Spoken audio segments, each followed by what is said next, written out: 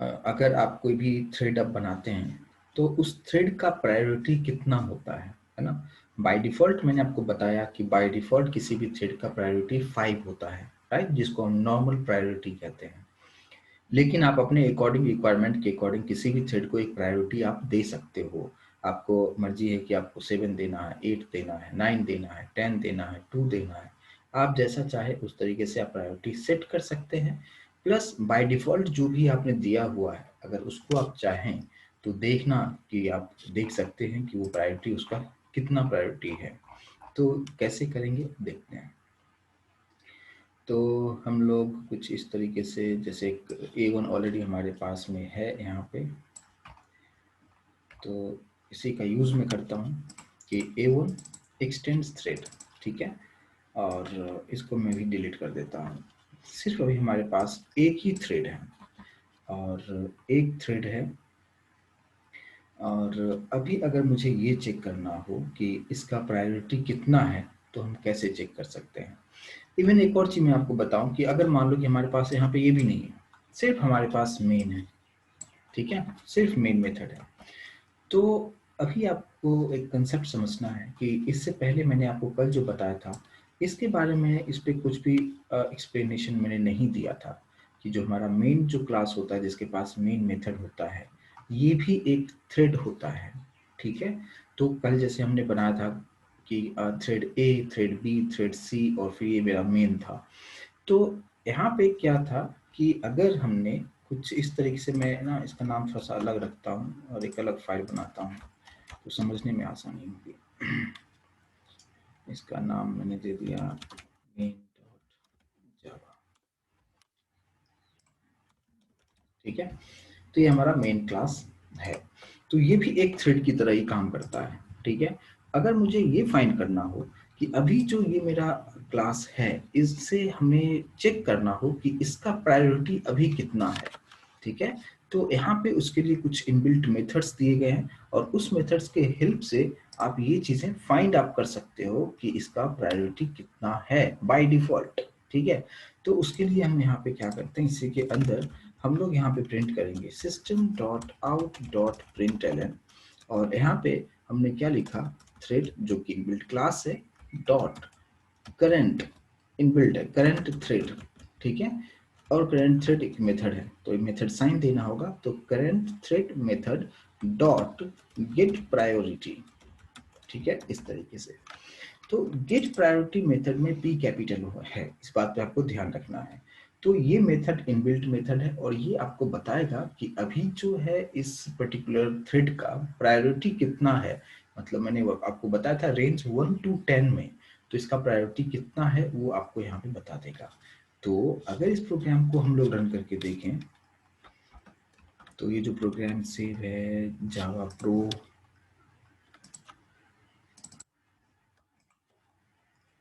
Command prompt open कर लेते हैं और अभी इसको हम लोग कंपाइल करके देखते हैं। जावा सी मेन डॉट जावा, सब कुछ ठीक है और फिर आपको इसको रन करके देखिए। जैसे हमने रन किया अभी आप देखेंगे बाय डिफॉल्ट मैंने जो आपको बताया था कि नॉर्मल प्रायोरिटी होता है वही आपको यहाँ पे दिखा रहा है 5, ठीक है। तो इस तरीके से आप किसी भी थ्रेड का प्रायोरिटी आप फाइंड कर सकते हैं, ठीक है। तो मैं पहले आपके लिए प्रोग्राम को सेव कर देता हूँ, डेस्कटॉप पे एक प्रायोरिटी करके फोल्डर क्रिएट करता हूँ और वहाँ पे ये फर्स्ट प्रोग्राम हो गया। इसमें कोई डाउट नहीं होना चाहिए, एकदम सिंपल सा चीज़ था जो मैंने कल आपको एक्सप्लेन किया था वो मैंने आपको यहाँ पे भी करके आपको दिखा रहा हूँ, ठीक है। लेकिन अगर आप चाहें तो इसका प्रायोरिटी आप अपने अकॉर्डिंग सेट भी कर सकते हैं, ठीक है। तो वो चीज़ हम कैसे करेंगे, तो देखिए इसी में मैंने क्या लिखा, थ्रेड डॉट करंट का मतलब क्या, जिस थ्रेड में आप हो, है ना, करंट थ्रेड मेथड डॉट, जैसे वहां पे गेट प्रायोरिटी था सेम उसी तरीके से हमारे पास यहाँ पे है सेट प्रायोरिटी, ठीक है, कुछ इस तरीके से सेट प्रायोरिटी मेथड। और यहाँ पे आप जो भी देना चाहे, सपोज मैंने 7 दे दिया, ठीक है। तो अब जो है इसी थ्रेड का प्रायोरिटी पहले बाय डिफॉल्ट 5 था बट हमने मैनुअली इस थ्रेड का प्रायोरिटी मैंने 7 दे दिया। अब अगर इसी ये जो लाइन मैंने प्रिंट कराया था कि थ्रेड कितना होगा, उसका प्रायोरिटी कितना होगा, तो अभी इसको हम फिर से प्रिंट कराते हैं। तो इसका आंसर तो आपको 5 देगा लेकिन जैसे हमने यहाँ पे सेट कर दिया कि सेट प्रायोरिटी 7, तो अब इसका आंसर जो होगा 7 दिखाना चाहिए। ठीक है, तो जैसे हम इसको कंपाइल करते हैं और रन करते हैं, आप देखो पहले 5 था, अब हमने मैनुअली सेट कर दिया उसे 7 सेट कर दिया। तो ये चीज़ आप कर सकते हैं। ठीक है, तो प्रायोरिटी कैसे फाइंड करना है ये भी मैंने आपको बताया। आप मैनुअली आप देना चाहें, कितना सेट करना चाहें, आप वो भी यहाँ पे दे सकते हैं। आई होप कि ये चीज़ आपको क्लियर हुआ होगा। ठीक है, अब देखिए बात करते हैं क्या कि अगर हमने कोई भी एक थ्रेड बनाया और जैसे कि अभी जो हमारे पास कल जो मैंने आपको कुछ एग्जांपल्स मैंने बताए थे, ठीक है, तो वो एग्जांपल्स इसमें है या मैंने डिलीट कर दिया पता नहीं। कल किस नाम से फोल्डर सेव किया था, मल्टी थ्रेडिंग करके सेव किया था, हाँ ये था। बिल्कुल ठीक है। चलिए देखिए, ये प्रोग्राम जो था मैं वही वाला मैं सेव, यहाँ पे उतना टाइप नहीं करना पड़ेगा, मैं उतना टाइम में काफ़ी एक्सप्लेन चीज़ कर दूंगा। चलिए देखिए, ये हमारा, ये कल मैंने आपको एक्सप्लेन किया था कि क्लास A1 है, यहाँ पे A रखा जा सकता है, कोई इशू नहीं है। A है, B है, C है और यहाँ पे मेन है, इस तरीके से है। अगर आप यहाँ पे देखेंगे कि मैंने बहुत सारी चीज़ें यहाँ पे किया है कि मैंने थ्रेड को आई की वैल्यू जैसे 5 हुआ था तो मैंने यहाँ पे इसको 5 सेकेंड का पॉज दिया था, ये सारा चीज़ हमने यहाँ पे किया था। ठीक है, अगर हमने कुछ इस तरीके से किया, मैंने अभी आपको बताया कि हमारे पास अभी टोटल थ्रेड कितना है। अभी अब मैंने जो आपको इन्फॉर्मेशन दिया उससे आपको ये पता चलेगा कि अभी आपके पास टोटल 4 थ्रेड है। 4 थ्रेड का मतलब क्या, मैंने इसको भी एक काउंट कर रहा हूँ। और जिसके पास मेन मेथड होता है, इसको नॉर्मल थ्रेड नहीं कहेंगे, इसको हम कहते हैं पेरेंट थ्रेड। ये पेरेंट थ्रेड है और ऊपर जितना भी हमने बनाया ये सभी चाइल्ड थ्रेड है। ठीक है, तो इस तरीके से आप इसको बोल सकते हो आप। तो अब यहाँ पे अब कैसे ये चीज समझ में आएगा कि कैसे हो रहा है, तो अब देखो आप कि अगर हमने यहाँ पे प्रोग्राम को सिंपल रखता हूँ, कोई भी स्टॉप वगैरह नहीं रखता हूँ, सिंपल कोडिंग को मैं रखता हूँ। यहाँ पे ये पार्ट भी मैंने यहाँ से हटा दिया है। ठीक है, तो यहाँ पे अगर थ्रेड ए एग्जीक्यूट होता है तो आई की वैल्यू 1 से लेके 10 तक प्रिंट करेगा। ए को एग्जीक्यूट कर दिया। ठीक है, बी अगर एग्जीक्यूट होता है जे की वैल्यू प्रिंट करेगा 1 से 10 और सी में के की वैल्यू 1 से 10 प्रिंट। सिंपल प्रोग्राम रखा। यहाँ पे हमने ऑब्जेक्ट क्रिएट कर लिया है और यहाँ पे स्टार्ट करने का मतलब लाइफ साइकिल में एंटर कर दिया है। ठीक है, तो यहाँ पे अगर मुझे ये चेक करना हो कि ये भी थ्रेड की तरह काम करता है कि नहीं करता है, मैंने यहाँ पे क्या रखा कि सिस्टम डॉट आउट पे एक मैसेज दे दिया समझने के लिए। मैंने मैसेज क्या रखा, मैंने लिखा क्या कि पेरेंट थ्रेड स्टार्ट्स, तो वहाँ पर आपको ये मैसेज भी प्रिंट होगा। और लास्ट में मैं ये कर रहा हूँ, जैसे सबको एग्जीक्यूट कर देगा उसके बाद मैंने यहाँ पे बोल दिया कि पेरेंट थ्रेड एंड्स, कुछ इस तरीके से मैसेज दिया। तो इससे हमें ये समझ में आएगा कि कब पेरेंट थ्रेड स्टार्ट हुआ और कब एंड हुआ। नॉर्मली आपके मन में ऐसा चल रहा होगा कि जो मेन होता है यहाँ पे ऑब्जेक्ट बनाया, ये सबको एग्जीक्यूट कराएगा और लास्ट में जो भी पेरेंट थ्रेड है वो लास्ट में एंड हो जाएगा। लेकिन इंटरनली ऐसा नहीं होता है, क्योंकि अभी हम लोग जो काम कर रहे हैं ये मल्टी थ्रेडिंग का काम कर रहे हैं। और मल्टी थ्रेडिंग में यहाँ पे क्या होगा, अगर इस प्रोग्राम को मैं कंपाइल करके आपको दिखाऊं तो यहाँ पे अगर आप देखेंगे, देखो पेरेंट थ्रेड स्टार्ट्स हुआ और एंड्स भी हो गया, उसके बाद फिर उसके चाइल्ड क्लासेस जो था, जो चाइल्ड थ्रेड था वो उसका एग्जीक्यूशन हो रहा है। समझ में आ रहा है मतलब क्या कि ये एग्जीक्यूट हुआ और ये एग्जीक्यूट हुआ और बाद में ये सब सारी चीजें एग्जीक्यूट हो रहा है। ठीक है, मतलब यहाँ पे क्या हो रहा है कि जैसे ये स्टार्ट हुआ उसके बाद मेन थ्रेड इंटरनली क्या किया, ऑब्जेक्ट जो हुआ सबको उस लाइफ साइकिल में एंटर कराया और प्रोग्राम को एंड स्टेप ने कर लिया। यानी ये मेन जो थ्रेड है ये किसी भी थ्रेड के लिए वेट नहीं कर रहा है, अपने चाइल्ड थ्रेड के लिए वेट नहीं कर रहा है कि तुम पहले पूरा एग्जीक्यूट हो जाओ उसके बाद फिर हम अपना प्रोसेस को एंड करेंगे। ऐसा यहाँ पे नहीं हो रहा है। और इंटरव्यू में ये चीज आपसे पूछा जाता है कि अगर आपको पेरेंट थ्रेड को लास्ट में एंड करना हो तो आप क्या कर सकते हो। अभी जैसे मैंने आपको बताया, और अभी कितनी बार भी आप कंपाइल करो, मैं फिर से मैं कंपाइल करके आपको दिखाता हूँ। यहाँ पे मैंने कंपाइल किया, देखो स्टार्टिंग में ही मतलब स्टार्ट हुआ और एंड हो गया, उसके बाद फिर उसका जो चाइल्ड थ्रेड था उसका एग्जीक्यूशन हो रहा है। तो मुझे यहाँ पे आपको को बताना होगा कि ऐसा हम क्या कोडिंग में करेंगे कि जब तक कि पूरा चाइल्ड थ्रेड एग्जीक्यूट नहीं होगा तब तक पेरेंट थ्रेड का एंडिंग नहीं होना चाहिए। राइट, तो यहाँ पे अगर आप देखेंगे तो इस तरीके से तो हो नहीं रहा है, स्टार्टिंग में मतलब थ्रेड स्टार्ट हुआ और एंड भी हो चुका है। तो यहाँ पे करना क्या होगा कि जैसे आप स्टार्ट मेथड करते हो, इसके बाद में ऑब्जेक्ट का नाम डॉट यहाँ पे आता है ज्वाइन मेथड, इनबिल्ट मेथड है, ठीक है। और यहाँ पे जैसे हमने ज्वाइन मेथड यूज किया, ये क्या करेगा कि इसका काम ये है कि जब तक कि ए बी सी तीनों थ्रेड का एग्जीक्यूशन कंप्लीट नहीं होगा, तब तक मेन थ्रेड को एंड नहीं होने देगा। मतलब क्या, ये स्टार्ट हुआ और एंड्स जो होगा सभी थ्रेड का एग्जीक्यूशन होने के बाद ही एंड होगा। तो ये स्टेटमेंट, ये मैंने जो मैसेज लिखा है, इस मैसेज से आपको समझ में आ जाएगा कि ऐसा किस तरीके से हो रहा है। अभी आप देखो, आप यहाँ पे इसको कंपाइल करते हैं और एक सेकेंड, अच्छा अभी आप देखो यहाँ पे जैसे मैंने यहाँ पे लिखा है ज्वाइन, तो ये बता रहा है कि अनरिपोर्टेड एक्सेप्शन है ना, इंटरप्टेड एक्सेप्शन, क्योंकि आप मैं यहाँ पे इंटरप्ट करने की कोशिश कर रहा हूँ, ठीक है। जो नॉर्मल जो फ्लो ऑफ एग्जीक्यूशन है उसको मैं इंटरप्ट करने की कोशिश कर रहा हूँ। इस केस में आपको करना क्या होगा कि ट्राई और कैच यूज करना पड़ेगा, जिसके बारे में ऑलरेडी हम लोग डिस्कस कर चुके हैं। तो ये जो पर्टिकुलर कोड है, इसको मैंने कुछ इस तरीके से हम लोग ट्राई में रख दिया, कैच एक्सेप्शन,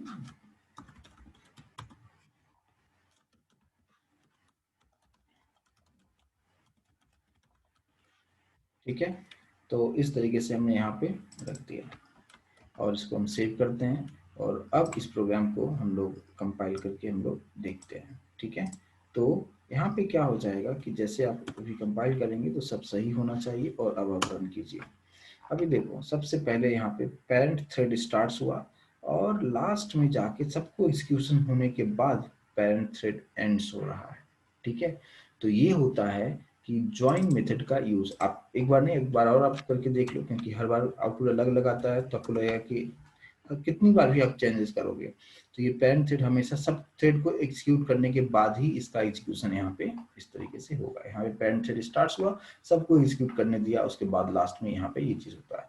इवन आप अगर टाइम भी दे देते हो किसी भी चाइल्ड थ्रेड को, अगर आपने कुछ टाइम दे दिया, ठीक है, तो उस टाइम तक के लिए भी फिर वो वेट करेगा। ऐसा नहीं कि टाइम ज्यादा लग रहा है तो जो मेन थ्रेड है वो बाहर निकल जाएगा, ऐसा नहीं होगा।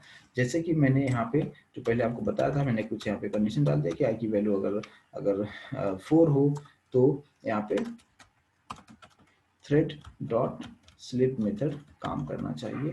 और मैंने यहाँ पे टाइम दे दिया है ना, मान लो कि 2 सेकंड का टाइम दे दिया, ठीक है। और इसको हमें ट्राई कैच में रखना होगा, क्योंकि मैं इंटरप्ट इसको कर रहा हूँ, तो रिपोर्ट करना पड़ेगा मुझे कैच में एक्सेप्शन ई,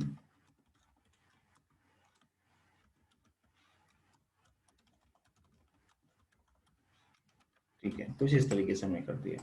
अब यहाँ पे इसको कंपाइल कीजिए। अब जबकि मैंने टाइम दे भी दिया है, फिर भी आप देखो लास्ट में एंड नहीं हुआ, वेट कर रहा है, पूरा कंप्लीट हुआ उसके बाद ही पेरेंट थ्रेड एंड होगा। तो ये होता है जो ज्वाइन जो है, इसका काम क्या है। तो जब भी आपसे पूछा जाए कि आपको किस तरीके से आपको पेरेंट थ्रेड को आपको रोक के रखना है, यानी पेरेंट थ्रेड का एग्जीक्यूशन कब होना चाहिए, मतलब कंप्लीट पूरा जब तक कि उसने चाइल्ड थ्रेड को एग्जीक्यूट नहीं करेगा तब तक उसका एग्जीक्यूशन जो है स्टॉप नहीं होना चाहिए, बाहर नहीं निकलना चाहिए, ठीक है। तो इस तरीके से आप यहाँ पे इसका यूज आप कर सकते हो, ठीक है। कोई डाउट समझने में कि ज्वाइन मेथड का यूज हम यहाँ पे किस तरीके से करेंगे? ऑल क्लियर, ठीक है। चलिए अभी देखिए, अभी अगर आप चाहें तो किसी भी थ्रेड का अपने अकॉर्डिंग आप नाम सेट कर सकते हो। जैसे बाय डिफॉल्ट जो आप सोचते होगे क्या कि अगर आपका जो थ्रेड है बाय डिफॉल्ट हमने यहाँ पे जो नाम दिया है ए है, ये बी है, ये सी है, उस तरीके से वो काम नहीं करता है। आप अपने अकॉर्डिंगली आप उसका नाम आप दे सकते हैं। और बाय डिफॉल्ट उसका नाम क्या होता है, अगर वो चीज़ अगर आपको फाइंड करना हो तो हम किस तरीके से फाइंड करेंगे उसके बारे में डिस्कस करते हैं, ठीक है। तो ये तो मैंने आपको ज्वाइन मेथड के बारे में आपको बताया कि ज्वाइन मेथड का यूज हम लोग यहाँ पे किस तरीके से करेंगे। चलिए बाकी का जो थ्रेड है, ठीक है, इसको मैं अभी फिलहाल के लिए सिर्फ ऐसे रख देता हूँ। मतलब 3 थ्रेड है, इसके अंदर मैंने कुछ कोडिंग नहीं किया, जस्ट मैंने बनाया कि हाँ 3 थ्रेड है, ठीक है। अब यहाँ पे आते हैं और यहाँ पे आने के बाद सिस्टम डॉट आउट पे अगर मुझे ये चेक करना होगा कि इस थ्रेड का नाम क्या है, ठीक है, तो हम कैसे कर सकते हैं। थ्रेड इनबिल्ट है, डॉट करंट थ्रेड के बारे में अभी जस्ट मैंने आपको बताया, मेथड ये है डॉट गेट नेम, ठीक है, गेट नेम ये मेथड है, ठीक है। तो अभी अगर इसको आप रन जब करते हो तो आपको बताएगा कि जो करंट थ्रेड का मतलब जिस थ्रेड में हम लोग हैं, अभी जिस जिस क्लास के अंदर में भी हम लोग हैं, इसको हम लोग सेव करते हैं और इसको अगर आप रन करके अगर आप देखते हो, आपको दिखा रहा है मेन थ्रेड, ठीक है। तो यहाँ पे इसका नाम तो मेन थ्रेड आपको दिखाता है, ठीक है, कोई इशू नहीं। लेकिन आप चाहो तो आप नाम चेंज कर सकते हो। तो वो नाम हम कैसे चेंज कर सकते हैं? Exactly in the same way हम लोग यहाँ पे क्या करेंगे कि thread dot current thread method dot set name, और यहाँ पे आप अपने अकॉर्डिंग इसका नाम कुछ भी दे सकते हो। मैंने इसका नाम दे दिया CNCOI। ये अब मैंने अपने अकॉर्डिंग नाम दे दिया कि नहीं, अब जो है बाय डिफॉल्ट जो सिस्टम समझ रहा है उसको, जो मेन समझ रहा है उसकी जगह पे हमने अपने अकॉर्डिंग नाम उसका दे दिया। और अब आप इसको प्रिंट करके आप देखो, वही सेम चीजें लिखा मैंने कि thread dot current thread method dot gate name method. तो अब यहाँ पे अगर आप इसको कंपाइल करके अगर आप देखेंगे तो आप देखिए, पहले तो मेन था लेकिन अब मैंने अपने अकॉर्डिंग इसका नाम चेंज कर दिया। तो ये चीज़ पॉसिबल है, ये चीज़ हम लोग यहाँ पे आराम से कर सकते हैं, कोई इशू नहीं होना चाहिए। क्लियर है? ठीक है। तो इस तरीके से ये चीज़ें भी आपको समझ में आ गया कि थ्रेड का नाम हम यहाँ पे किस तरीके से हम दे सकते हैं। तो ओके है। लेकिन अब देखिए, अब जो बाकी थ्रेड पे भी हम वो चीज़ इम्प्लीमेंटेशन करेंगे। जैसे यहाँ पे आपको बताया कि मेन पहले बाय डिफॉल्ट जो है मेन दिखाया और हमने खुद से नाम उसका CNC वेब डाल दिया। लेकिन अगर हमें यहाँ पे कुछ इस तरीके से करना हो कि आपके पास जैसे यहाँ पे थ्रेड ए है, अब इसका नाम बाय डिफॉल्ट क्या दिखाता है ना। तो यहाँ पे तो आपको जो भी कोडिंग करना है आपको क्या करना होगा, रन मेथड के अंदर ही कोडिंग करना पड़ेगा। और रन मेथड के अंदर हमने यहाँ पे कुछ नाम सेट कर देता हूँ। ये जो मैंने यूज किया है ना, अभी मैं डायरेक्टली इसको प्रिंट कर देता हूँ, ठीक है। यहाँ पे इस तरीके से जैसे ये थ्रेड एग्जीक्यूट होता है, रन मेथड के अंदर जब एग्जीक्यूट होगा तो ये क्या करेगा, इस पर्टिकुलर थ्रेड का गेट नेम नाम दिखाएगा कि क्या है। और सेम यही कोड मैंने यहाँ पे भी डाल दिया, ठीक है। तो अब बी, ये जो कोडिंग है ये क्या करेगा, बी थ्रेड का क्या नाम है वो दिखा देगा। यहाँ पे अगर आप देखेंगे तो सी थ्रेड का क्या नाम है वो आपको दिखा देगा, ठीक है। तो A B C तीनों के लिए हमने दे दिया। यहाँ पे बाय डिफॉल्ट का ही नाम मैं यहाँ पे रखता हूँ, ठीक है, इसको भी निकाल देता हूँ, ठीक है। लेकिन अभी मुझे क्या करना होगा कि सबसे पहले A और B C के लिए ऑब्जेक्ट बनाना होगा, तभी वो एग्जीक्यूट होगा। तो सबसे पहले A के लिए ऑब्जेक्ट बनाया, फिर हमने B के लिए ऑब्जेक्ट बनाया, और फिर हमने यहाँ पे C के लिए भी ऑब्जेक्ट हमने क्रिएट कर दिया, ठीक है। इसके बाद AO डॉट स्टार्ट करेंगे, क्योंकि स्टार्ट करेंगे तो ही आपका रन मेथड कॉल होगा, और CO डॉट स्टार्ट मेथड कर दिया, ठीक है। तो अब यहाँ पे जो भी मैंने यहाँ पे स्टार्ट किया, ठीक है, तो AO डॉट स्टार्ट करने का मतलब यहाँ पे क्या होगा कि ये जो है हमारा रन मेथड को एक्टिवेट करेगा, और जैसे रन मेथड एक्टिवेट हुआ आपको इस पर्टिकुलर थ्रेड का नाम आपको दिखाएगा। लेकिन बाय डिफॉल्ट इसका नाम क्या दिखाएगा वो देखिए, क्योंकि यहाँ पे तो आपको मेन दिखा रहा था, लेकिन यहाँ पे क्या C दिखाएगा, यहाँ पे B दिखाएगा, यहाँ पे A दिखाएगा, वो देखते हैं कि कैसे होगा। सबसे पहले इसको कंपाइल करते हैं, ऑल ओके है। अब देखिए मेन का तो मेन आपको दिखा दे, लेकिन आप देखो यहाँ पे थ्रेड 0, थ्रेड 1, थ्रेड 2 इस तरीके से नाम आता है, इसलिए मैंने आपको यहाँ पे भी करके आपको दिखाया। तो बाय डिफॉल्ट जब भी आप थ्रेड का नाम अगर आप गेट करना चाहें, बाय डिफॉल्ट जो है जो स्टार्टिंग करेगा ये 0, 1, 2, इसका नाम इस तरीके से वहाँ पे डिस्प्ले करके आपको दिखाता है, ठीक है। तो जब भी इंटरव्यू में आपसे पूछा जाए कि बाय डिफॉल्ट नाम यहाँ पे नॉर्मल थ्रेड का जो चाइल्ड थ्रेड है उसका नाम कैसे दिखाएगा, तो वहाँ पे अगर 1 है तो 0, 2 है तो 0, 1, 3 है तो इस तरीके से आपको दिखाएगा। आपको समझ में आ गया होगा ये चीजें किस तरीके से। बट आप अपने अकॉर्डिंग अगर आप चाहते हो कि नाम हम चेंज करना चाहें, है ना, तो जस्ट मैंने अभी आपको एक्सप्लेन किया कि वो चीज हम कैसे कर सकते हैं। तो अभी इसी प्रोग्राम में मैं थोड़ा सा चेंज यहाँ पे कर देता हूँ, क्या कि गेट नेम तो ठीक है, जस्ट इससे पहले हमने यहाँ पे सेट नाम कर देता हूँ, यानी thread dot current thread method dot set name, ठीक है। इसका नाम मैं चाहता हूँ जो एक्चुअल है इसका नाम वही मुझे दिखाना है। इसका नाम मैंने दे दिया B, ऐसे करता हूँ कि थ्रेड B, ये नाम दे दिया मैंने, ठीक है। और सेम इसी को मैंने कॉपी करके यहाँ भी रख देता हूँ। ये जो मेरा थ्रेड है ये थ्रेड A है, तो यहाँ पे मैं नाम खुद से दे रहा हूँ और फिर उसको डिस्प्ले करके देखता हूँ कि अब क्या दिखाता है। और सेम एग्जैक्टली यहाँ पे भी हमने दे दिया, इसका नाम दे दिया मैंने थ्रेड सी, हमने नाम दे दिया, ठीक है। अब यहाँ पे सब कुछ हमने कॉल कर दिया है, ओके है। अब इसको हम कंपाइल करते हैं और रन करते हैं। अभी आप देखो मेन तो ठीक था, thread A, thread B, thread C.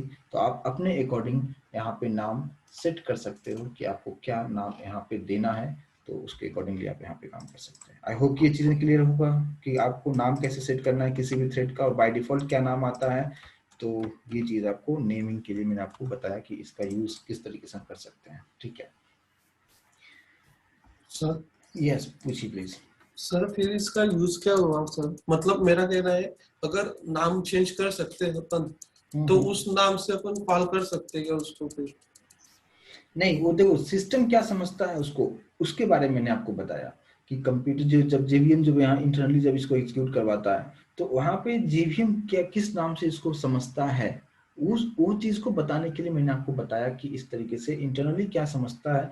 But आप अपने अकॉर्डिंग भी नाम उसको दे देते हो, तो फिर वो बाय डिफॉल्ट जो है नाम नहीं लेते समझता है, वो आपने जो सेट किया उसी को रीड करता है, बस इस पर्पज से, और कुछ इसका एडिशनल कुछ यूज नहीं है। आप जैसे क्या होता है कि जैसे अगर आपने जब आप बहुत बड़ा प्रोजेक्ट बनाते हो आप, तो उस केस में क्या होता है कि जो नाम जो होता है बाय डिफॉल्ट जो यहाँ पे हमें देखना होता है कि बाय डिफॉल्ट मैंने आपको बताया कि थ्रेड 0 1 2 3, तो वहाँ पे कंफ्यूजन क्रिएट होता है, राइट। अगर मान लो कि आपके पास आपने इस तरीके से 500 आपने क्रिएट किया थ्रेड, ठीक है। बहुत सारा प्रोजेक्ट जब बनाते हो तो हमें बहुत सारे थ्रेड्स हमें बनाना पड़ता है।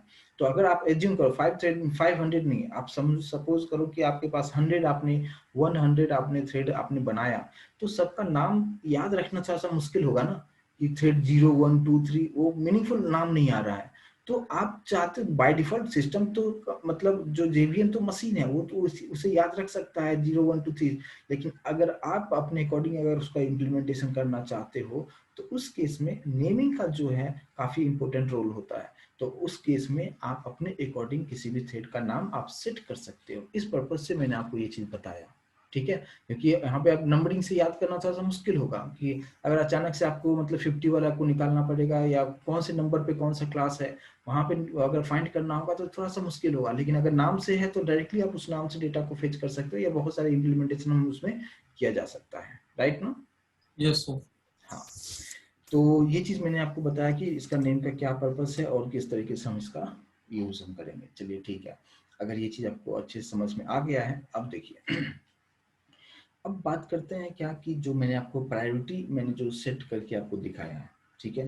प्रायोरिटी अगर हम सेट करें तो मैंने आपको कल बताया था कि प्रायोरिटी किस तरीके से होता है, लेकिन एक चीज आप समझो कि प्रायोरिटी का जो है, आप अगर प्रायोरिटी सेट करते हो किसी भी थ्रेड को, प्रायोरिटी अगर आप देते हो, तो प्रायोरिटी जो काम करेगा वो किस तरीके से काम करेगा वो देखिए। नॉर्मली जो प्रायोरिटी आप देते हैं, तो अगर आपका सिस्टम प्रॉपर तरीके से काम नहीं भी करेगा, आप जैसा प्रायोरिटी अगर आप दे रहे हो सकता है कि उस प्रायोरिटी को वो फॉलो नहीं करे। लाइक सपोज मैं एक एग्जांपल के थ्रू मैं इसको एक्सप्लेन करता हूँ कि जैसे यहाँ पे रन मेथड है, मैं कोडिंग अभी करूँगा नहीं, जिससे ऑलरेडी हमने अभी जो सेव किया हुआ है, यहाँ पे सेव किया हुआ है इसी में। अभी जो मैंने आपको बताया ये प्रोग्राम, हाँ चलिए ठीक है, एक ये मैंने ले लिया, ठीक है। अभी जो जस्ट मैंने आपको बताया कि ज्वाइन वगैरह जो भी बताया, अभी सब ज्वाइन वगैरह सब हटा रहा हूँ, एकदम सिंपल प्रोग्राम को रखता हूँ, ठीक है। अभी यहाँ पे इस तरीके से थ्रेड ए, थ्रेड बी, थ्रेड सी, इस तरीके से। अभी आपने आउटपुट इस तरीके से आपने देखा कि आपने मैंने किसी को प्रायोरिटी सेट किया नहीं है, तो मैंने आपको बताया कि कोई भी थ्रेड एक दूसरे के लिए वेट करेगा नहीं, तो इसलिए आपको आउटपुट आपको रैंडमली कुछ भी आउटपुट आपको यहाँ पे दिखा रहे हैं, ठीक है। मैंने सेव नहीं किया था, ठीक है। तो यहाँ पे आउटपुट आपको कुछ भी यहाँ पे आउटपुट आपको दिखाएगा।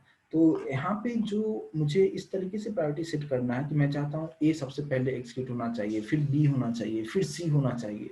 अगर इस तरीके से अगर मुझे करना हो तो हम किस तरीके से कर सकते हैं, तो यानी प्रायोरिटी हम कैसे सेट करेंगे। लेकिन प्रायोरिटी का ड्रॉबैक के बारे में आपको बता रहा था कि जो उसका ड्रॉबैक है कि अगर जो भी आप ऑपरेटिंग सिस्टम यूज करते हो, विंडोज 10 विंडोज 7 जो भी 8 यूज कर जो भी करते होंगे, अगर प्रायोरिटी जो मैं अभी अब जिस तरीके से बता रहा हूँ, अगर आपके सिस्टम में वो काम नहीं करे, तो अगर आपका लाइसेंस वर्जन है, अगर आप operating system licence version use करते हैं, तो आप डायरेक्टली आप माइक्रोसॉफ्ट वाले को आप मेल कीजिए, वहाँ पे कॉल सेंटर में आपसे बात कीजिए वो, और उसे आप बताइए कि मल्टी थ्रेडिंग का जो मैं कोडिंग जब कर रहा हूँ तो प्रायोरिटी वहाँ पे प्रॉपर तरीके से सेट नहीं हो रहा है, जो भी मैं सेट कर रहा हूँ वो काम नहीं कर रहा है। तो वहाँ से कुछ आपको वो कुछ पैचेस भेजेंगे या कुछ तो उसका एक डीएलएल फाइल होता है वो आपको सेंड करेंगे, और फिर वो आप आपके सिस्टम में इंस्टॉल करोगे, फिर वो प्रायोरिटी का प्रोग्राम प्रॉपर तरीके से काम करेगा। ठीक है, तो अभी मैं प्रायोरिटी जो बता रहा हूँ, मैं सेट करने के बाद भी शायद काम ना करे।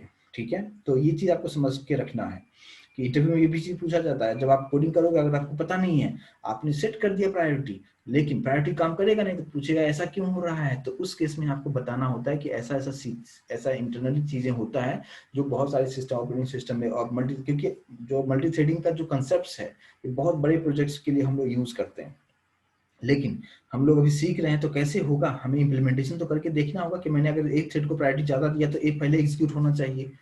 एक तो ये कंसेप्ट हो गया, तो वहां पे कैसे काम करेगा, तो आपको वहां पे माइक्रोसॉफ्ट से, जैसे होता है ना, जैसे कोई ड्राइवर आपका मिसिंग हो जाता है, तो अगर लाइसेंस वर्जन तो आप कॉल करते हो, सब कुछ आपको ड्राइवर्स में आपको पूरा असिस्ट करता है, ऐसे ऐसे यहाँ पे इस लिंक से आप डाउनलोड करो, फिर इंस्टॉल करो, फिर इस तरीके से जो सपोर्ट है, तो वहाँ पे सपोर्ट से बात करके आपको मल्टी थ्रेडिंग के लिए सॉल्यूशन निकालना पड़ता है। तो ये आपको समझ में आना चाहिए। ठीक है, तो एक हम करके देखते हैं कि मेरे सिस्टम में काम कर रहा है कि नहीं।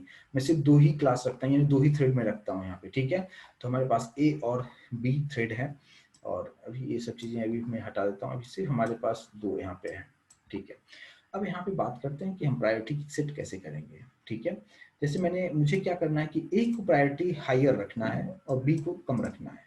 तो मैंने यहाँ पे क्या किया, ए का जो प्रायोरिटी हम सेट कैसे करेंगे, है ना, ए ओ डॉट, है ना, स्टार्ट होने से पहले ये सब चीजें हमें करना है। ठीक है, तो ए ओ डॉट, यहाँ पे लिखेंगे सेट प्रायोरिटी।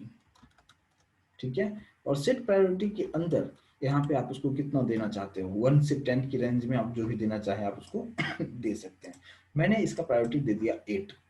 अगर हम बात करें बी का, ठीक है, तो बी का जो प्रायोरिटी है, B O dot set priority, इसको मैं दे दिया सपोज 4 दे दिया, बाय डिफॉल्ट छोड़ दिया मैंने, 4 दे दिया, और उसके बाद फिर मैं दोनों को स्टार्ट कर रहा हूँ। तो यहाँ पे जो हमारा एक्सपेक्टेशन ये है कि थ्रेड जो है सबसे पहले जो कंप्लीट करेगा टास्क, वो ए का टास्क कंप्लीट करके और फिर बी पे जाना चाहिए, यानी सबसे पहले एग्जीक्यूशन कंप्लीट किसका होना चाहिए, ए का होना चाहिए।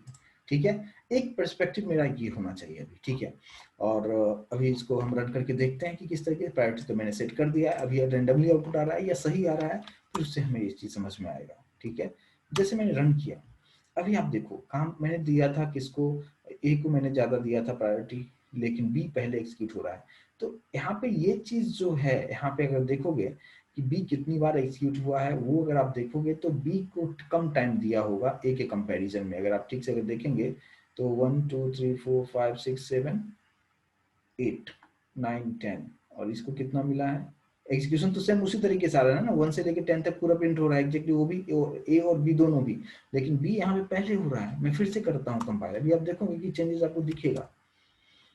अभी देखो ए पहले आया, फिर लेकिन बी देखो बीच में भी आ चुका है, तो यहाँ पे जो भी मैंने प्रायोरिटी सेट किया है वो काम नहीं कर रहा है। ठीक है, तो इस केस में ऐसे अगर इस तरीके से आपके सिस्टम में भी अगर आता है, तो मैंने यहाँ पे इस प्रोग्राम में बताया कि हम प्रायोरिटी कैसे सेट कर सकते हैं, वो जस्ट मैंने बताया, लेकिन यहाँ पे इम्प्लीमेंटेशन नहीं हो पा रहा है, तो यहाँ पे मेरे ऑपरेटिंग सिस्टम में प्रॉब्लम है, मुझे कॉन्टैक्ट करना चाहिए। उसी तरीके से आपके सिस्टम में भी अगर आता है तो आपको कॉन्टैक्ट वहाँ पे करना चाहिए। लेकिन हमें समझ में कैसे आएगा कि प्रायोरिटी, फिर यहाँ पे कैसे हम सीखेंगे, अगर मान लो वहाँ से सॉर्ट आउट नहीं हुआ, वहाँ से डेफिनेटली सॉर्ट आउट होता है। मैंने एक सिस्टम में जो मतलब कंप्यूटर में मैंने किया था, तो वहाँ पे वो चीज़ मैंने मुझे दिया था, उसके अकॉर्डिंग वो सोल्यूशन निकला था। लेकिन अब मुझे प्रायोरिटी का मतलब आप किसको पहले एग्जीक्यूट करना, किसको बाद में एग्जीक्यूट करना, एक तो ये पर्सपेक्टिव है। दूसरा इसका कंसेप्ट ये है कि अगर मुझे प्रायोरिटी का अगर कोडिंग हमें समझना हो, तो हम कुछ इस तरीके से भी समझ सकते हैं कि अगर जिसको प्रायोरिटी ज्यादा दिया, इसका मतलब उसका एग्जीक्यूशन ज्यादा होगा। राइट, अब ये चीज को समझने के लिए मैं इसी प्रोग्राम में यहाँ पे थोड़ा सा मैं चेंजेस ये कर रहा हूँ कि इसका जो प्रायोरिटी है कुछ इस तरीके से, अगर मैं प्रायोरिटी अगर सेट करूँ, लाइक जैसे ए एक्सटेंड्स ये है, और यहाँ पे आई की वैल्यू प्रिंट हो रहा है, बी में ए प्रिंट हो रहा है। ठीक है, चलो ठीक है, मैंने सबसे पहले तो यहाँ पे जो ए और बी का जो है प्रायोरिटी जो है मैंने सेट कर दिया। चलो ठीक है, इसको मैं एक साथ यहाँ पे ऐसे रखता हूँ, कुछ इस तरीके से रखा। ठीक है, ए की प्रायोरिटी सपोज मैंने 8 दे दिया, इसका प्रायोरिटी मैंने 4 दे दिया। चलो ठीक है, उसके बाद फिर मैंने स्टार्ट भी कर दिया। अब आप देखो यहाँ पे क्या हो रहा है कि लिमिट हो रहा है कि 1 से लेके 10 तक ही प्रिंट होगा। ठीक है, तो इसलिए यहाँ पे एग्जीक्यूशन एकदम फिक्स हो रहा है कि हाँ मतलब आई की वैल्यू 1 से 10 जा रहा है, जे की वैल्यू 1 से 10 जा रहा है। अगर मैं इसको इनफाइनाइट लूप में डाल दूं, अगर मैं कंडीशन नहीं लिखूं इस तरीके से, ये भी वैलिड सिंटैक्स है, राइट। तो अब यहाँ पे क्या होगा कि यहाँ पे मैंने आई को वैल्यू 1 दिया और इसको इनफाइनाइट टाइम के लिए मैंने बोल दिया कि प्रिंट हो करते रहो। तो 1 2 3 4 मतलब ये जो वैल्यू होगा आई की वैल्यू बहुत आगे तक चला जाएगा। ठीक है, एग्जैक्टली सेम चीज मैंने यहाँ पे भी कर दिया, ये भी जाएगा बहुत, तो मतलब आगे की बहुत वैल्यू तक प्रिंट करेगा, इनफाइनाइट टाइम्स तक वो प्रिंट करते जाएगा, क्योंकि मैंने कुछ भी ब्रेक लगाया नहीं है, कंडीशन दिया नहीं है। तो अब यहाँ पे कैसे होगा, मैंने यहाँ पे ऑब्जेक्ट बनाया, प्रायोरिटी सेट कर दिया कि ए को प्रायोरिटी 8 दिया और बी को प्रायोरिटी 4 दिया।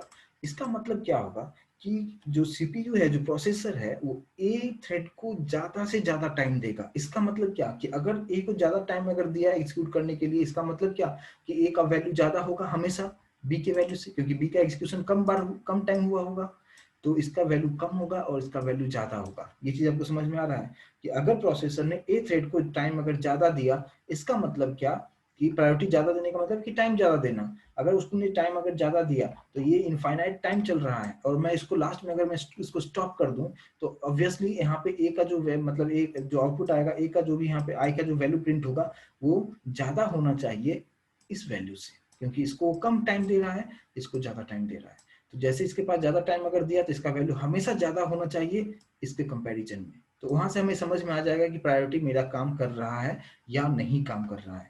तो ये चीज तो मैंने यहाँ पे कर दिया कि सिर्फ प्रायोरिटी सेट कर दिया, यहाँ पे स्टार्ट भी कर दिया।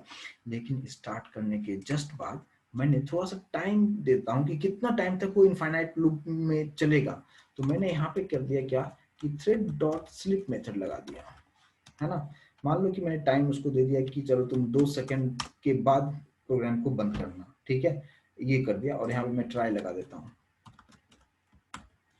तो इससे क्या होगा कि थ्रेड का एग्जीक्यूशन जो है 2 सेकंड तक चलने के बाद, यहाँ पे पहले ये ट्राई कैच का काम कंप्लीट कर ले हम लोग, एक्सेप्शन ई, और यहाँ पे हमने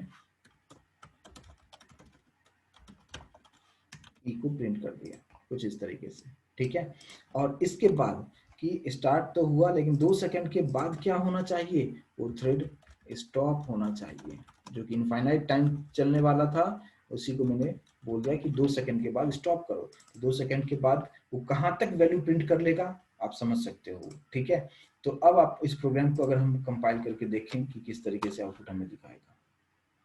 अच्छा, जब भी हम इस तरीके से हम करते हैं तो इस तरीके से आपको जस्ट नोट दिखाता है, एरर नहीं है। ठीक है, अब इसको रन करते हैं। जैसे मैंने रन किया, देखो चलते जा रहा है, चल 2 सेकंड तक चलेगा फिर रुक गया। ठीक है, अब आप यहाँ पे देखो, ए का लास्ट वैल्यू चेक करो और बी का लास्ट वैल्यू चेक करो। बी का लास्ट वैल्यू है 3087, ए का लास्ट वैल्यू है 4472, राइट। तो यहाँ पे आपको समझ में आ जाता होगा कि ए को इसने ज्यादा टाइम एक्सिक्यूट किया है, मतलब ए को उसने प्रायोरिटी ज्यादा दिया है। अब देखो मैं फिर से करता हूँ, फिर से कंपाइल करता हूँ, फिर से रन करके देखते हैं कि किसको ज्यादा टाइम दिया है। अभी ए यहाँ पे है, बी का लास्ट वैल्यू देखो 2715, है ना, इतना ही बार वो चला है, जबकि ये डायरेक्ट दुगुना चला है ना 4751, क्योंकि मैंने इसका जो प्रायोरिटी एक का रखा है 4, एक का 8 रखा है, सीधे दुगुना हो रहा है। ठीक है, अब यहाँ पे फिर से इसको मैं रन करता हूँ। अभी देखो ए की वैल्यू 46 है और बी की वैल्यू 2804 है ना। तो ये इस तरीके से यहाँ पे हमें समझ में आता है इस आउटपुट को देखने के बाद कि ए को जो सीपीयू है उसने ज़्यादा टाइम एक्सिक्यूट करवाया है, ज़्यादा प्रायोरिटी दिया है, इसलिए ए का जो वैल्यू है वो 1 से स्टार्ट होते, अगर आप देखोगे ऊपर जो होगा 1 से स्टार्ट यहाँ पे इस तरीके से रैंडमली वो प्रिंट करते जा रहा है। वो बहुत टाइम, वो 2 सेकंड मतलब बहुत ले लेता है टाइम, बहुत देर, इसलिए 4000 समथिंग में चला गया वो, है ना, यहाँ पे दिखा भी नहीं रहा है पूरा। तो इस तरीके से ये पूरा यहाँ पे काम कर रहा है। तो लास्ट वैल्यू आप चेक करके आप डिसाइड कर सकते हो कि हाँ प्रोसेसर ने कौन से थ्रेड को ज़्यादा प्रायोरिटी दिया, किसको कम प्रायोरिटी दिया। तो ये चीज़ आपको समझ में आ जाना चाहिए। क्लियर है समझने में यहाँ पे प्रायोरिटी के अकॉर्डिंग किस तरीके से कि अच्छा अब ये मान लो अब मैं चेंज करके दिखाता हूँ आपको। अभी मेरा जो हो रहा है ए का ज्यादा प्रायोरिटी रखा ना मैंने, अभी यहाँ पे इसका प्रायोरिटी मैंने 4 कर देता हूँ और इसका प्रायोरिटी मैं 8 करता हूँ, ठीक है। तो अब क्या हो जाएगा, बी का जो वैल्यू होगा लास्ट वैल्यू वो ज्यादा होगा ए का लास्ट वैल्यू से, ठीक है। अब फिर से इसको कंपाइल करते हैं। अभी देखो बी का वैल्यू कितना है 4000 इतना है, और ए का जो लास्ट वैल्यू देखोगे, ए का लास्ट वैल्यू देखो यहाँ पे है 2835 लास्ट वैल्यू, है ना। तो यहाँ पे आप देख सकते हो कि यहाँ पे अब बी को ज्यादा वो टाइम दे रहा है, तो यहाँ पे आप इस तरीके से प्रायोरिटी आप इंटरनली आप कुछ समझने के लिए मैं आपको ये प्रोग्राम बताया कि कैसे हो रहा है। बी को का लास्ट वैल्यू देखो कितना 4675, और ए का जो लास्ट वैल्यू है यहीं पे है देखो 2412, राइट। तो इस तरीके से मैंने आपको दोनों को आपको करके दिखाया कि किस तरीके से यहाँ पे प्रायोरिटी आप सेट करते हो आप, ठीक है। तो ये चीज़ आपको समझ में आ गया होगा कि प्रायोरिटी किस तरीके से हमें सेट करना चाहिए और किस तरीके से यहाँ पे सारी चीज़ें होता है। कोई डाउट समझने में, क्लियर है कंसेप्ट, ठीक है। यस, पूछिए पूछिए विजय। सर मैं प्रायोरिटी ऐसा समझ रहा था, मतलब जिसको हम ज्यादा देंगे वो पहले एग्जीक्यूट होगा। नहीं, देखिए दोनों तरीके से मैंने आपको बताया। एक तो है कि ज्यादा प्रायोरिटी ज्यादा देने का मतलब यहाँ पे ये है कि ज्यादा से ज्यादा टाइम वो किसको दे रहा है ना, वो चीज मैं यहाँ पे समझाने की कोशिश करता हूँ। ज्यादा टाइम अगर थ्रेड ने इसको एग्जीक्यूट कराया, क्योंकि 2 सेकंड का ही टाइम है, 2 सेकंड में इसको भी एग्जीक्यूट करना है, इसको भी एग्जीक्यूट, 2 ही सेकंड का टाइम मिला, लेकिन 2 सेकंड में हमने प्रायोरिटी दिया कि अगर इस केस में कि बी वाले को प्रायोरिटी मैंने 2 सेकंड मतलब दिया तो था, लेकिन मैंने प्रायोरिटी रखा कि बी वाले को ज्यादा टाइम देना है, तो इसने इसको ज्यादा एग्जीक्यूट किया, इसलिए इसका वैल्यू ज्यादा मिल रहा था इसके कंपैरिजन में, राइट। यानी किसको सबसे ज्यादा टाइम दे रहा है, यहाँ पे सब कुछ इससे हो रहा है। देखो अगर जैसे मैंने आपको बताया कि हम प्रायोरिटी सेट नहीं करते हैं, तो उस केस में क्या होता है कि जो सीपीयू है वो प्रॉपर इक्वल टाइम सबको देता है, इसको भी उतना ही देगा, इसको भी उतना ही देगा, लेकिन फिर भी आउटपुट में आगे पीछे होने का रीजन क्या होता है कि हो सकता है कि ये थ्रेड अपना एग्जीक्यूशन करने में थोड़ा सा टाइम ज्यादा लिया, तब तक वो थ्रेड वेट करेगा नहीं, है ना।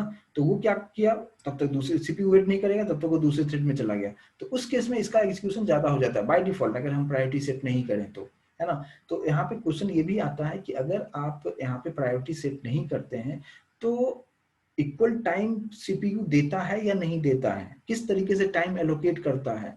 तो वहां पे आपको बताना है कि अगर हमने प्रायोरिटी एज ए प्रोग्रामर हमने नहीं दिया, उस केस में सीपीयू एग्जैक्ट बराबर टाइम देगा, अगर इसको 2 सेकंड का टाइम दिया तो इसको भी 2 सेकंड का टाइम देगा, इक्वल, उसके पास जितना भी है इस प्रोग्राम को एग्जीक्यूट करने के लिए उसको वो डिवाइड कर देगा। अगर इसके हमारे पास मान लो कि 3 यहाँ पे थ्रेड होता, 6 सेकंड का टाइम होता, तो 2 सेकंड उसको देगा, 2 सेकंड इसको देगा, 2 सेकंड इसको देगा, इस तरीके से वो थ्रेड को एग्जीक्यूट करेगा।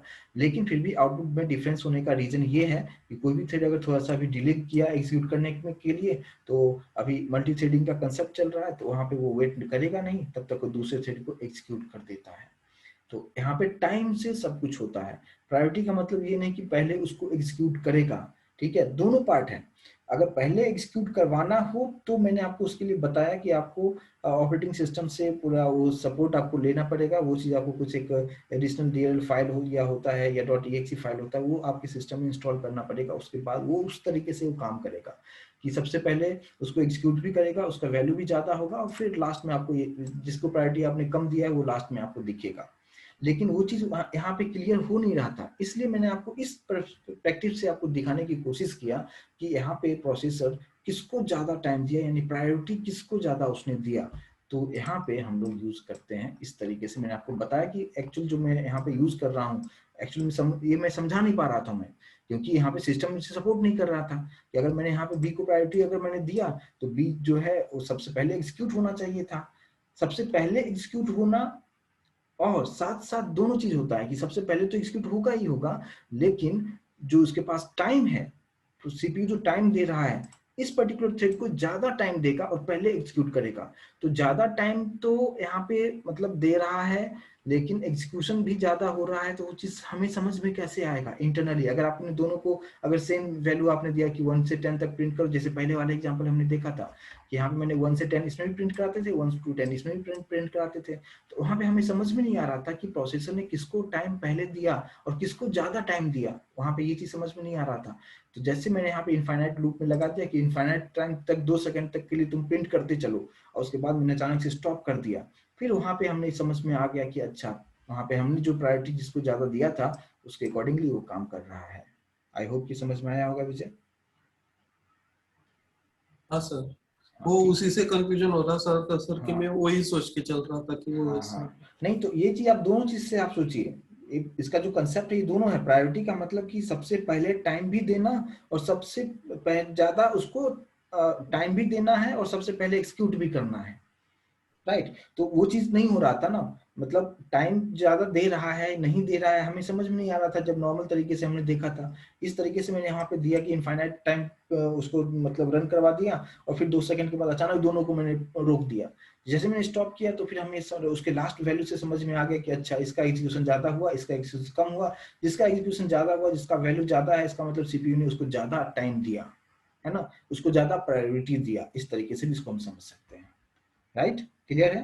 लेकिन अगर आपके सिस्टम में अगर प्रॉपर उस तरीके से सपोर्ट अगर आपको मिलता है तो दोनों चीज होगा कि यहाँ पे जो आउटपुट हमें दिखा रहा है ना, बी वाला लास्ट में कभी दिखा रहा है, ए वाला लास्ट में कभी दिखाता है, लेकिन वैल्यू अगर हमेशा देखोगे बी का ज्यादा मिलेगा। उस केस में क्या होगा कि अगर आपका सिस्टम प्रॉपर तरीके से काम कर रहा है तो पूरा पहले बी को पहले पूरा एग्जीक्यूट करेगा, उसके बाद जो भी रिमेनिंग टाइम होगा फिर ए को एग्जीक्यूट करेगा। कुछ इस तरीके से होगा वहाँ पे। तो अभी आपको आउटपुट अभी देखो रैंडमली आपको दिखा रहा है आउटपुट।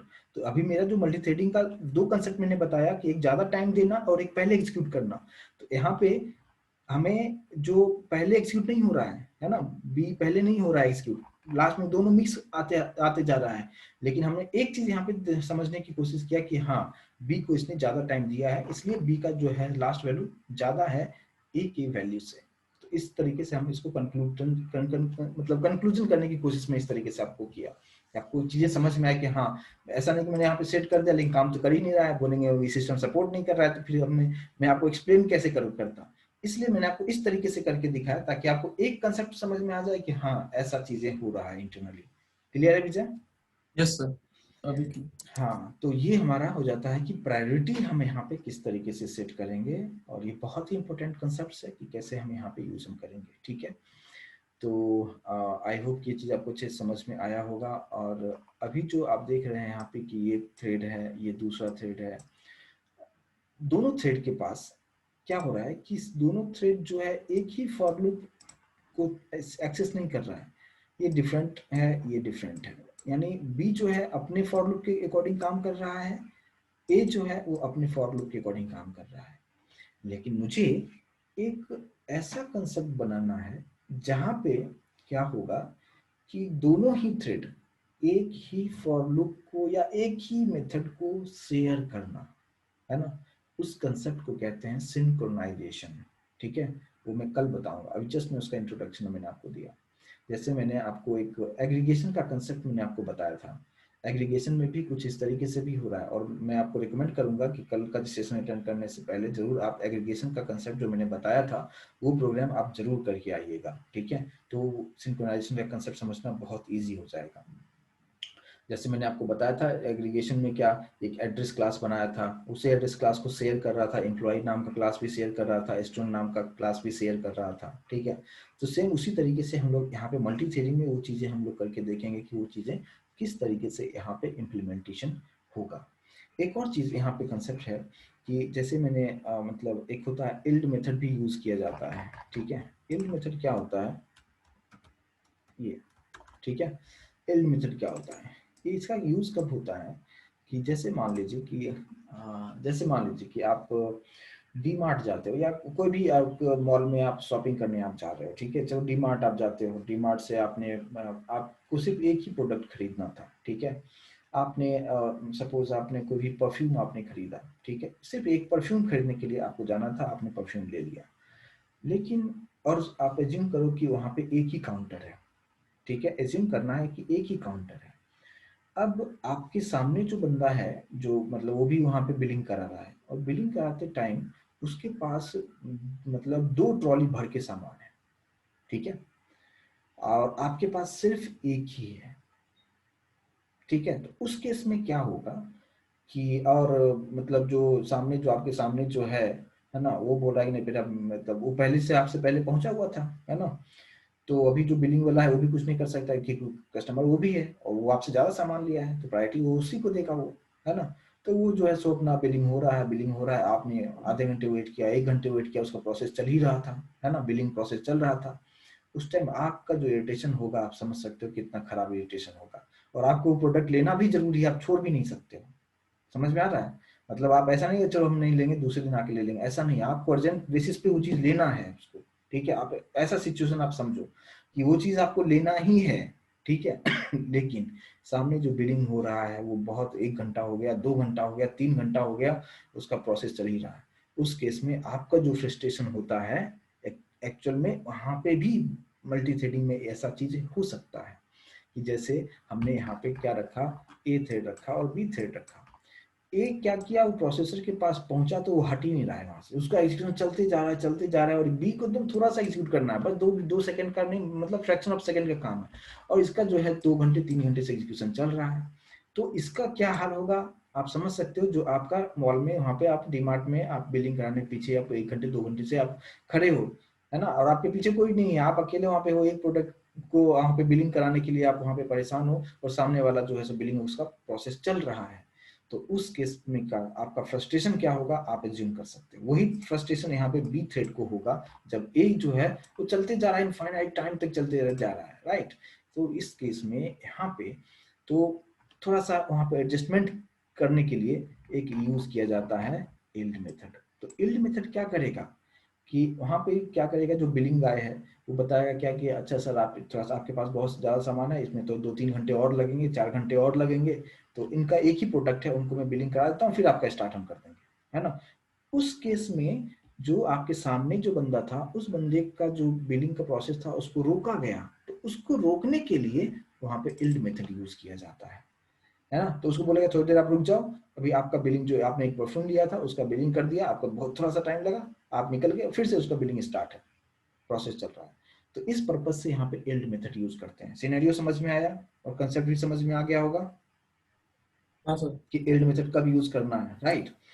जैसे स्लिप मैंने बताया था, स्लिप में तो क्या होता है कि टाइम है, इतना टाइम के लिए जो है सो ब्लॉक स्टेज में जाता है और फिर स्टार्ट हो जाता है ना। लेकिन अगर ऐसा हो कि चलता ही जाए, चलता ही जाए, फिर उस टाइम हम क्या करेंगे, तो जिसको मतलब बहुत टाइम लग रहा है, उस थ्रेड को हम इल्ड मेथड सेंड कर देंगे, और वो थोड़ी देर के लिए रुक जाएगा, तब तक फिर बी का जिसका थोड़ा सा एग्जीक्यूशन है उसको एग्जीक्यूट करेगा, और फिर ये वापस स्टार्ट हो जाएगा, उसका प्रोसेस चलता रहेगा। तो उस केस में हम इल्ड मेथड यूज करते हैं। ये भी मैं आपको नेक्स्ट सेशन में आपको बताऊंगा, ठीक है। इल्ड मेथड बताऊंगा, फिर मैं आपको सिंक्रोनाइजेशन का कंसेप्ट बताऊंगा कि कैसे कैसे ये चीज यूज किया जाएगा। तो कल का जो सेशन होगा मल्टी थ्रेडिंग का लास्ट सेशन होगा, ठीक है। मैंने सारा चीज एक एक चीज कवर करने की कोशिश किया, एक एक आपको एग्जांपल के थ्रू में एक्सप्लेन करने की कोशिश किया है। आई होप कि आपको अच्छे समझ में आया हो। इतना चीज अगर आपको अच्छे समझ में आ गया, कंसेप्ट वाइज अच्छे समझ में आ गया, और जितना मैं प्रोग्रामिंग आपको, मैं इसमें कुछ आपको अलग से असाइनमेंट मैं आपको नहीं दूंगा कि आप ऐसा करो, ऐसा नहीं। जो ये पूरा कंसेप्चुअल प्रोग्राम है, आप इसको कितना अच्छे से प्रैक्टिस करते हैं, अलग अलग तरीके से आप प्रैक्टिस आप करते हैं, सब कुछ आपको उस पर डिपेंड करेगा। लाइफ साइकिल आपको अच्छे से आता है, आप उसके बाद समझ में, कंसेप्ट समझ में आ गया कि कभी कौन सा मेथड यूज करना है, स्टॉप कब यूज करना है, स्टार्ट कब करना है, ज्वाइन मेथड कब यूज करना है, इल मेथड कब यूज करना है, स्लिप मेथड कब यूज करना है ना। और उसका जो भी मैंने मेथड का नेमिंग बताया, सेट प्रायोरिटी, प्रायोरिटी कैसे सेट कर सकते हैं, है ना, उसका प्रायोरिटी कैसे हमें दिखाना हो तो हम कैसे चेक कर सकते हैं कि बाय डिफॉल्ट प्रायोरिटी क्या है।